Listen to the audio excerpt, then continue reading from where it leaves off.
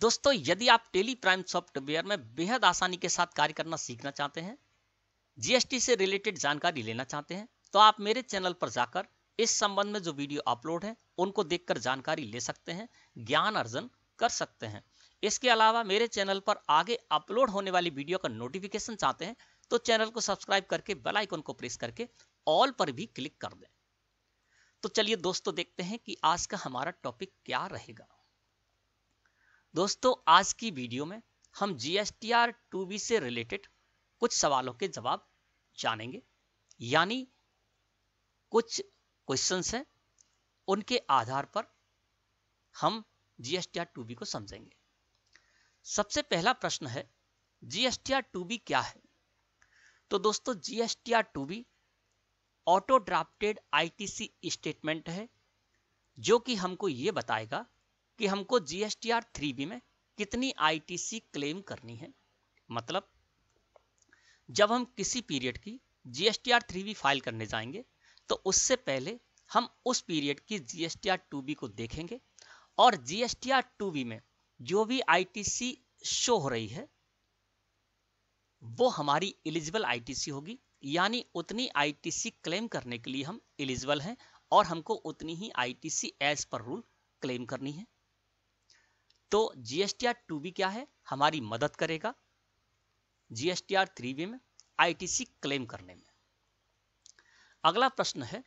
कि GSTR 2B तैयार किस आधार पर होगा, यानी इसका बेस क्या रहेगा? तो दोस्तों, यहां जानते हैं कि जो जीएसटीआर 2B जनरेट होगा उसका बेस रहेगा जीएसटीआर 2A, यानी ये जीएसटीआर 2A के आधार पर तैयार होगा और हमारा जो जीएसटीआर 2A है वो हमारे जो भी सप्लायर हैं उनकी जीएसटीआर 1 के बेस पर तैयार होता है। तो आपको समझ में आ गया होगा कि जो जीएसटीआर 2B तैयार होगा उसका बेस होगा जीएसटीआर 2A, लेकिन जो भी आपकी जीएसटीआर 2A में आईटीसी शो हो रही है वो सारी की सारी आईटीसी जरूरी नहीं है कि आपकी जीएसटीआर 2B में भी आए। इसका रीजन ये है कि आपके जो भी सप्लायर हैं वो अपनी जीएसटीआर 1 किसी पीरियड की फाइल करते हैं, या आपके जीएसटी को लेकर वो अपनी जीएसटीआर 1 में जो भी इनवॉइस अपलोड कर देते हैं वो सारे के सारे इनवॉइस आपको शो होते हैं जीएसटीआर 2A में, यानी केवल अपलोड किए हैं। इसके अलावा सबमिट यदि उन्होंने कर दी है अपनी जीएसटीआर 1 तो भी आपके जीएसटीआर 2A में वो इनवॉइस शो होने लगते हैं और उसकी आईटीसी शो होने लगती है। इसके अलावा वो किसी भी डेट को फाइल करें अपनी जीएसटीआर 1 तो वो सारे के सारे इनवॉइसेस आपको जीएसटीआर 2A में शो होने लगते हैं। लेकिन जीएसटीआर 2B का बेस तो रहेगा जीएसटीआर 2A ही, लेकिन जितने भी आपके जीएसटीआर 2A में इनवॉइस शो रहे हैं वो सारे के सारे आपके जीएसटीआर 2B में उठकर नहीं आएंगे, यानी जीएसटीआर 2A की सारी आईटीसी आपको जीएसटीआर 2B में नहीं शो होगी। उसका रीजन ये है कि जो भी आपके सप्लायर हैं उन्होंने अपनी जीएसटीआर 1 फाइल कर दी है ड्यू डेट तक, तो वो ही इनवॉइसेस आपको जीएसटीआर 2B में तैयार होंगे, मिलेंगे आपको। ठीक है ना? कहने का मतलब क्या है कि मान लीजिए आपके जो सप्लायर हैं वो अपनी जीएसटीआर 1 यदि केवल सबमिट करके छोड़ देते हैं तो वो इनवॉइस आपको जीएसटीआर 2B में रिफ्लेक्ट नहीं होंगे।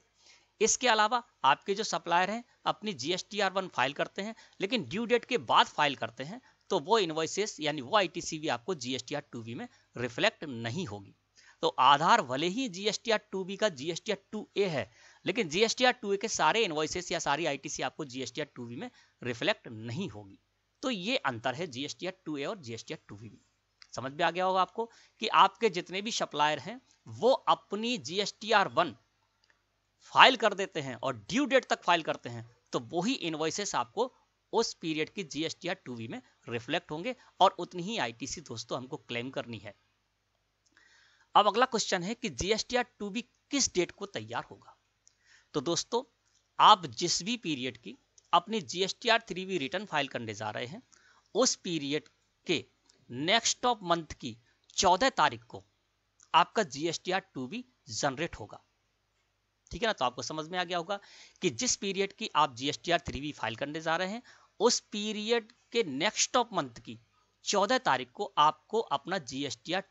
2B जनरेट होकर मिलेगा और आपको इसको व्यू करना है और अंडरस्टैंड करना है, रिकंसाइल करना है अपने जीएसटीआर 2A से, अपनी बुक्स ऑफ अकाउंट में जो आपकी आईटीसी आ रही उससे, और क्लेम आपको वही करनी है जो कि आपकी जीएसटीआर 2B में शो हो रही है। और आपका जीएसटीआर 2B जिस भी पीरियड की आप जीएसटीआर 3B रिटर्न फाइल करने जाएंगे उस पीरियड के नेक्स्ट मंथ की 14 तारीख को तैयार हो जाएगा। और जीएसटीआर 3B आप कब फाइल करेंगे? 20, 22 या 24 तारीख को, यानी 5 करोड़ से ऊपर जिनका टर्नओवर है वो 20 तारीख को फाइल करते हैं। और 22 और 24 तारीख की बात करें तो स्टेट वाइज यहाँ पर डिफाइन किया गया है कि किस स्टेट के रजिस्टर्ड जो हैं वो 22 तारीख को करेंगे और किस स्टेट के जो जीएसटी में रजिस्टर्ड हैं, रेगुलर रजिस्टर्ड हैं, वो 24 तारीख को फाइल करेंगे, है ना। तो आपको समझ में आ गया होगा कि जीएसटीआर 2B किस डेट को तैयार होगा। अब यहां पर दोस्तों एक क्वेश्चन तैयार होगा और वो आपको कंफ्यूज भी कर सकता है, क्योंकि जब आप जीएसटीआर 3B में आईटीसी क्लेम करने जाएंगे तो आप अपना जीएसटीआर 2B भी चेक करेंगे और जीएसटीआर 2A भी चेक करेंगे। अब यहां पर कंफ्यूजन कहां होगा वो आपको बताते हैं, एक एग्जाम्पल के द्वारा आपको समझाते हैं। मान लीजिए आपके 3 सप्लायर हैं जिनसे किसी विशेष पीरियड में आपने परचेज की है, ए सप्लायर, बी सप्लायर और सी सप्लायर। और इन तीनों ही सप्लायर ने अपनी जीएसटीआर 1 जिस पीरियड की आप देखने जा रहे हैं या जिस पीरियड की आपको अपनी जीएसटीआर 3 फाइल करनी है, उस पीरियड के बाद जब आप जाते हैं वहां पर देखने के लिए, जैसे मान लीजिए दिसंबर मंथ की बात करें और दिसंबर मंथ का आप अपने जीएसटीआर 2A देखने गए, तो वहां पर 3 सप्लायर हैं आपके, ए, बी और सी, और तीनों ही सप्लायर ने अपनी जीएसटीआर 1 रिटर्न 12 जनवरी को फाइल कर दी है। ठीक है, यहां कोई प्रॉब्लम नहीं है, यानी तीनों ही सप्लायर थे आपके, उन्होंने दिसंबर मंथ के जो भी आपके इनवॉइसेस थे उनको जनवरी मंथ की 12 तारीख को अपनी जीएसटीआर 1 फाइल की और उसमें उनको शो भी करा दिया। अब आप देखने आते हैं अपनी जीएसटीआर 2B। जब आप अपनी जीएसटीआर 2B देखने आते हैं तो वहां पर ए और बी सप्लायर थे, उनके इनवॉइसेस तो आपको जीएसटीआर 2B में शो हो रहे हैं, लेकिन जो सी सप्लायर था उसके इनवॉइसेस आपके जीएसटीआर 2B में शो नहीं हो रहे। तो इसका रीजन क्या है? आप सोचेंगे कि हमारे तीनों ही सप्लायर ए, बी, सी तीनों ने ही अपनी जीएसटीआर 1 12 जनवरी को फाइल की, तो ए और बी के जो इनवॉइस थे, जो आईटीसी थी, वो तो उठकर आ गई जीएसटीआर 2B में, लेकिन सी सप्लायर था उसकी आईटीसी क्यों उठकर नहीं आई जीएसटीआर 2B में? तो उसका रीजन आपको समझना है दोस्तों। भले ही तीनों सप्लायर ने 12 जनवरी को अपनी जीएसटीआर 1 फाइल की और ए और बी जो सप्लायर थे उनके इनवॉइसेस उठकर आ गए आपकी जीएसटीआर 2B में, तो इसका कारण है कि ए और बी सप्लायर हैं वो अपनी जो जीएसटीआर 1 है वो क्वार्टरली बेसिस पर फाइल करते हैं, और जो क्वार्टरली बेसिस पर अपनी जीएसटीआर 1 फाइल करेंगे उनके लिए ड्यू डेट होती है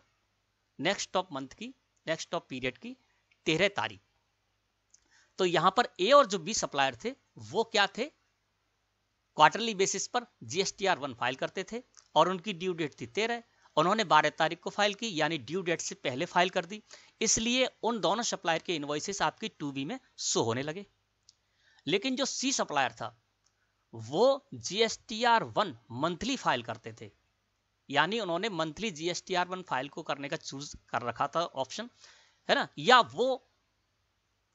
मंथली फाइल ही करना था उनको क्योंकि उनका टर्नओवर 5 करोड़ से ऊपर था, तो वो मंथली फाइल करते थे जीएसटीआर 1। तो वो जो सी सप्लायर था वो अपनी जीएसटीआर 1 मंथली बेसिस पर फाइल करता था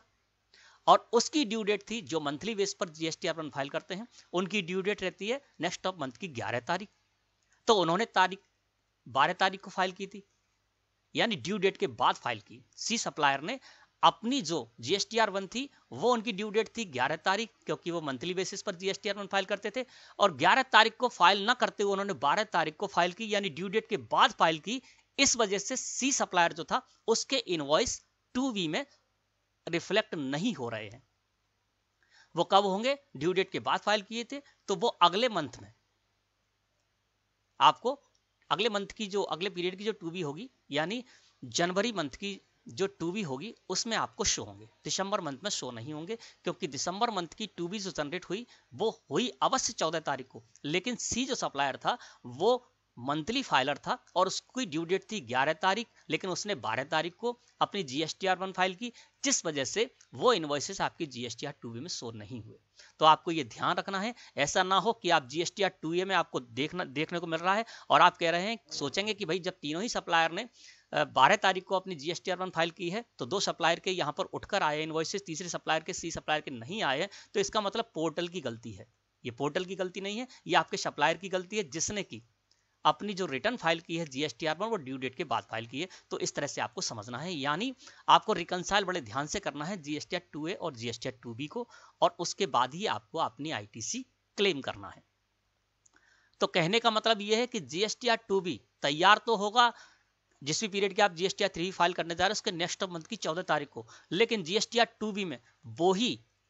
इनवॉइसेस GSTR2A से उठकर आएंगे जो कि ड्यू डेट तक फाइल कर दिए गए होंगे GSTR1, है ना। तो इस तरह से आपको समझ में आ गया होगा कि GSTR2B किस डेट को जनरेट होगा और GSTR2A से कौन से इनवॉइसेस इसमें उठकर आएंगे। अब अगला क्वेश्चन ये है कि मान के चलता हूं मैं GSTR3B मंथली फाइल करता हूं और मेरे जो सप्लायर हैं, मेरा एक सप्लायर, इससे ज्यादा सप्लायर हो सकते हैं, तो मेरा जो सप्लायर है वो GSTR1 क्वार्टरली फाइल करता है, तो फिर क्या होगा। यानी बात करें जनवरी मंथ की, जनवरी मंथ की बात करते हैं और मैं GSTR3B मंथली फाइलर हूं, मैं GSTR3B मंथली फाइल करूंगा। अब जो मेरा क्वार्टरली सप्लायर है वो तो क्वार्टरली GSTR1 फाइल करेगा, यानी जनवरी, फरवरी और मार्च की वो फाइल करेगा अप्रैल में, 13 अप्रैल को फाइल करेगा, तो तभी हमको वो इनवॉइसेस शो होंगे ऐसे सप्लायर के। तो फिर तब तक क्या हम इन इनवॉइसेस की ITC क्लेम नहीं कर पाएंगे। स्वाभाविक बात है, जब हमको अपने GSTR2A में ही नहीं दिखेंगे, 2A में कब दिखेंगे, जबकि हमारा सप्लायर जनवरी, फरवरी, मार्च यानी जनवरी टू मार्च की क्वार्टरली फाइल करता है, तो जनवरी टू मार्च की वो फाइल करेगा 13 अप्रैल को, उसके बाद हमको वो शो होंगे, तो हम उसकी ITC क्लेम नहीं कर पाएंगे, वो इनवॉइसेस हमारे GSTR2A में नहीं आएंगे और इसी वजह से वो 2B में नहीं आ पाएंगे। तो फिर क्या होगा, तो हमको नुकसान हो जाएगा, क्योंकि ऐसे इनवॉइस की ITC हम क्लेम कब कर पाएंगे, मार्च मंथ की, जब हम अपनी GSTR3B फाइल करने जाएंगे तभी तो हमको शो होंगे, तो फिर हमको ये नुकसान हो जाएगा। तो दोस्तों इसके लिए आपको बताते हैं कि यदि मैं GSTR3B मंथली फाइल करता हूं और मेरा सप्लायर GSTR1 क्वार्टरली फाइल करता है, तब भी जब मैं जनवरी मंथ की अपनी GSTR3B फाइल करने जाऊंगा और उससे पहले जनवरी मंथ की जब GSTR2B देखूंगा, तो ऐसे सप्लायर के इनवॉइसेस भी हमको वहां पर शो हो सकते हैं और हम जनवरी मंथ में भी ऐसे सप्लायर के जो इनवॉइसेस उसकी ITC क्लेम कर सकते हैं। उसके लिए क्या है दोस्तों कि जनवरी से GST पोर्टल पर QRMP स्कीम आ गई है और आपका जो सप्लायर है यदि उसने QRMP स्कीम ले रखी है तो वो क्या करेगा, जनवरी मंथ के जो इनवॉइसेस है जो उसने हमें दिए हैं वो क्या करेगा, GST पोर्टल पर जाएगा और उसको एक सुविधा मिलेगी वहां पर IFF यानी इनवॉइस फर्निशिंग फैसिलिटी उसको मिलेगी। इस इनवॉइस फर्निशिंग फैसिलिटी का उपयोग करेगा वो और जो भी हमारे इनवॉइसेस हैं उसको वो इनवॉइस फर्निशिंग फैसिलिटी में शो करा देगा, अपलोड कर देगा। और जनवरी मंथ की यदि बात करें तो जनवरी पीरियड की वो 1 फरवरी से लेकर 13 फरवरी के बीच में इनवॉइस फर्निशिंग फैसिलिटी में जाएगा और हमारे जो इनवॉइस है यानी इनवॉइस फर्निशिंग फैसिलिटी में वो V2B इनवॉइस वहां पर अपलोड कर सकता है और उसको फर्निश कर सकता है अपनी IFF को, ठीक है ना। तो इस स्थिति में वो क्या करेगा कि उसने जो इनवॉइस हमको दिए हैं, हमको उनकी ITC चाहिए, तो वो क्या करेगा, जनवरी मंथ के लिए 1 फरवरी से 13 फरवरी के बीच में वो IFF का यूज करेगा, इनवॉइस फर्निशिंग फैसिलिटी में जाएगा और जो हमारे इनवॉइसेस हैं जो उसने हमको इनवॉइसेस दिए हैं जनवरी मंथ में, वो वहां पर 1 फरवरी से लेकर 13 फरवरी के बीच में किसी भी डे में जाएगा वो और वहां पर वो इनवॉइस अपलोड करेगा और IFF को फाइल कर देगा। जैसे ही वो IFF को फाइल कर देगा वो इनवॉइसेस भी आपको अपनी जनवरी मंथ की GSTR2B में शो होने लगेंगे और आप उन इनवॉइसेस की ITC भी क्लेम कर पाएंगे। इसी तरह से इसके विपरीत समझते हैं कि मान के चलते हैं आप GSTR1 क्वार्टरली बेसिस पर फाइल करेंगे, जनवरी के बाद बात करते हैं, आप QRMP स्कीम में पहुंच गए और आप क्वार्टरली बेसिस पर अपनी GSTR1 और GSTR3 भी फाइल करेंगे। अब क्या होगा कि मान के चलते हैं मैं जो हूं वो GSTR1 क्वार्टरली फाइल करूंगा, लेकिन जिसको मैंने सेल की है वो मंथली फाइलर है, यानी वो अपनी GSTR3 भी जो है मंथली बेसिस पर फाइल करेगा। अब मेरे इनवॉइसेस उसको दिखेंगे नहीं, क्यों? क्योंकि मैं अपनी जो क्वार्टरली रिटर्न है GSTR1 वो जनवरी टू मार्च की अप्रैल 13 तक फाइल करूंगा। तो उसको जनवरी मंथ में तो शो नहीं होंगे उसकी 2B में, फरवरी मंथ में भी उसके GSTR 2B में शो नहीं होंगे। वो कब होंगे? मार्च मंथ की जब वो देखने जाएगा तब उसको शो होंगे अप्रैल में, 13 अप्रैल के बाद यानी 14 अप्रैल को उसको शो होंगे। तो उसके लिए भी हम क्या कर सकते हैं दोस्तों कि ऐसी स्थिति में जबकि हम GSTR1 क्वार्टरली फाइल करेंगे और QRMP स्कीम में है, GSTR1 क्वार्टरली फाइल करेंगे, तो मैं भी इनवॉइस फर्निशिंग फैसिलिटी का यूज करूंगा। यानी इनवॉइस फर्निशिंग फैसिलिटी में जाकर मैं B2B इनवॉइस अपलोड कर सकता हूं, ये सुविधा हमको दी जाएगी। अब मैं क्या करूंगा कि मेरा जो वायर है वो मंथली GSTR3 फाइल करता है, तो मैं क्या करूंगा जितने भी इनवॉइसेस B2B हैं, मैं जनवरी मंथ की बात करूं तो मैं क्या करूंगा 1 फरवरी से लेकर 13 फरवरी के बीच में जाऊंगा, IFF इनवॉइस फर्निशिंग फैसिलिटी है उसका यूज करूंगा, और उसमें सारे B2B इनवॉइसेस जो भी जनवरी मंथ में मैंने B2B इनवॉइसेस काटे हैं, इशू किए हैं, वो सारे के सारे इनवॉइसेस मैं वहां जाकर IFF में 1 फरवरी से लेकर 13 फरवरी के बीच में अपलोड कर दूंगा और उसको कर दूंगा फर्निश यानी फाइल कर दूंगा। जैसे ही मैं फाइल कर दूंगा तो जितने भी हमारे मंथली GSTR3 फाइलर हैं उनको उनके GSTR2A में और GSTR2B में शो होने लगेंगे, क्योंकि मैंने ड्यू डेट तक फाइल कर दी तो उनको शो होने लगेंगे। ड्यू डेट तक मैंने IFF में जाकर B2B इनवॉइसेस शो करा दिए, है ना। तो जो भी आपके मंथली GSTR3B फाइलर हैं उनको उनके GSTR2A और GSTR2B में वो इनवॉइसेस रिफ्लेक्ट होने लगेंगे और वो उनकी ITC क्लेम कर पाएंगे। तो ये सुविधा आपको मिलने वाली है। तो दोस्तों आशा है कि GSTR2B के बारे में जो हम जानना चाहते थे, मैं समझता हूं आप जान गए होंगे कि GSTR2B क्या है, GSTR2B जो तैयार होता है उसका बेस क्या है, किस आधार पर तैयार होता है, GSTR2B किस डेट को जनरेट होगा ये भी आपको पता चल गया होगा, और GSTR2A और GSTR2B में अंतर क्या है ये भी आपको पता चल गया होगा। इसके अलावा मैंने आपको ये भी बताया है कि यदि आप GSTR3B मंथली फाइलर हैं और आपके जो सप्लायर हैं वो GSTR1 रिटर्न जो क्वार्टरली बेसिस पर फाइल करते हैं, तब भी वो आपके इनवॉइसेस जनवरी मंथ के, फरवरी मंथ के आपको शो करा सकते हैं और आप उनकी ITC क्लेम कर सकते हैं। इसके अलावा आप यदि GSTR1 क्वार्टरली फाइल करते हैं और आपके जो बायर हैं वो अपनी GSTR1 मंथली फाइल करते हैं, तो आप उनको वो सारे के सारे इनवॉइसेस शो करा सकते हैं, जिससे कि वो उन इनवॉइसेस का ITC सही समय पर क्लेम कर पाए। तो आशा है आज का टॉपिक, आज की वीडियो आपको अच्छी तरह से समझ में आ गई होगी। वीडियो अच्छी लगी हो तो लाइक करें। धन्यवाद।